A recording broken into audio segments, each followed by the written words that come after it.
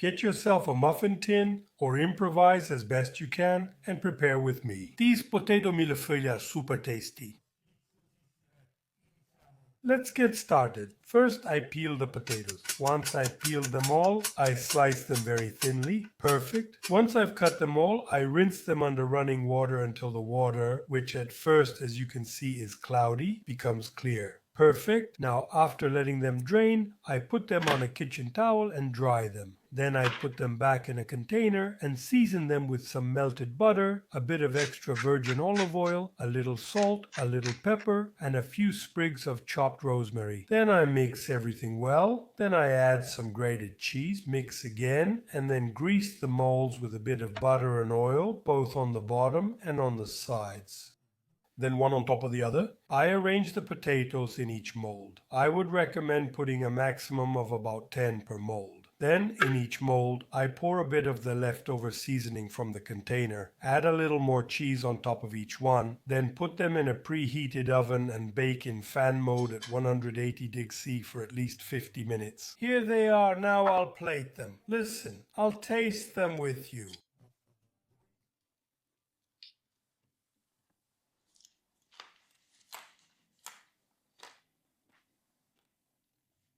Oh my goodness. If you want a side dish that's easy, tasty, and also light, make these roasted Cornaletti peppers. Let's get started with me. So first of all, parchment paper. I arrange the peppers on a baking tray, put them in the oven, which should already be nice and hot, and cook at 180°C with the fan on for 30 to 35 minutes. Now, while the peppers are cooking, I chop some parsley, then I chop some basil, then I put them in a small jar, add a little bit of garlic, and then pour in some extra virgin olive oil. I close it, shake it well, and set it aside. 30 minutes have passed. I transfer the peppers to a container, then cover them with plastic wrap and let them cool for about half an hour. Thanks to the humidity. They'll peel more easily, but even if you wanted to peel them now, it would be impossible because they're extremely hot. Once the peppers are cool, I peel them. See how the skin comes off.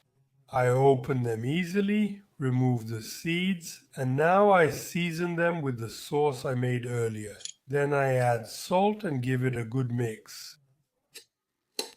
And here we go. I'll taste it with you right from here.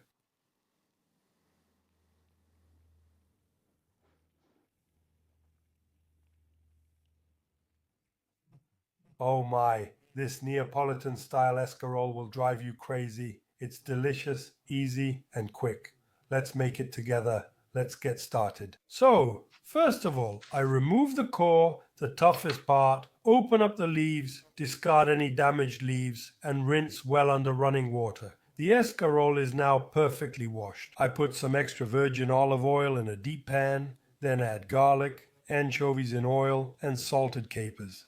I saute everything over low heat, trying to melt the anchovies into the oil. Now I add a bit of dried chili pepper, the raisins, and the escarole. It looks like a lot, but it will shrink down a lot.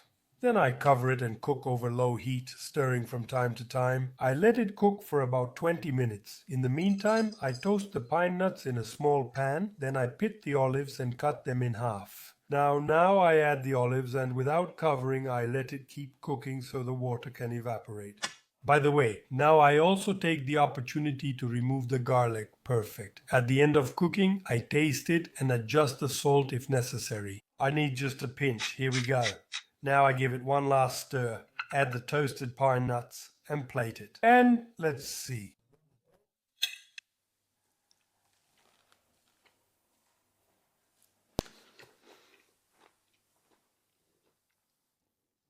Wow, you just can't stop eating them. These sweet and sour carrots are a great side dish for meats and fish, and not only that. Let's prepare them together. Let's get started. So first I remove the ends of the carrots, then I peel them, then I cut them in half, and then again in half lengthwise. Trying to be more or less precise, otherwise the cooking times will be different. After that, I put them in boiling water and cook them for at least 7 or 8 minutes. Very well when the carrots are almost ready. In a saucepan, I melt the butter. Then, once it's melted, I transfer the carrots, making sure to drain them well. I cook them for a few moments, stirring them in the butter to let them absorb the flavor a bit. Then I add the sugar, whether it's brown or cane sugar, both are fine. I stir, then I peel and deglaze with vinegar. I leave it on high heat and let it evaporate without covering. Here we go, we're almost there. Now I adjust the salt, give it a quick stir, and I can already serve it. Here it is, perfect. Now I add a bit of thyme or a bit of sage. Let's see, look how nicely it's browned.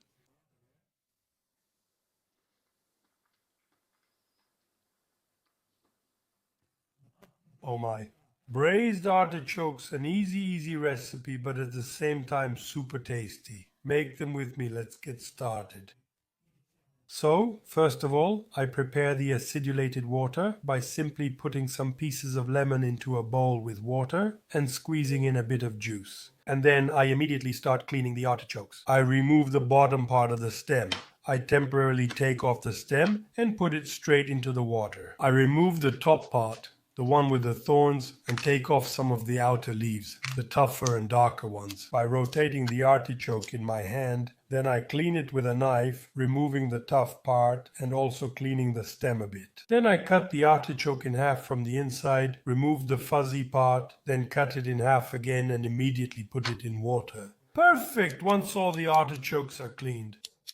I peel the stems, chop the garlic, then chop the parsley, pit the olives, and quickly cut the stems into pieces. Then I add a bit of extra virgin olive oil. In the pan I put the garlic, add the capers, then I add the stems and the chili pepper. Then I add the hearts that I rinsed under running water. I adjust the salt a little, let it get some flavor in the sauté. Then I add the olives, add a bit of water, then cover and let it cook for 20 or 25 minutes on medium-low heat. Perfect. Now I turn off the heat, add the parsley and bring it to the table. Let's see, a little... Oh my God,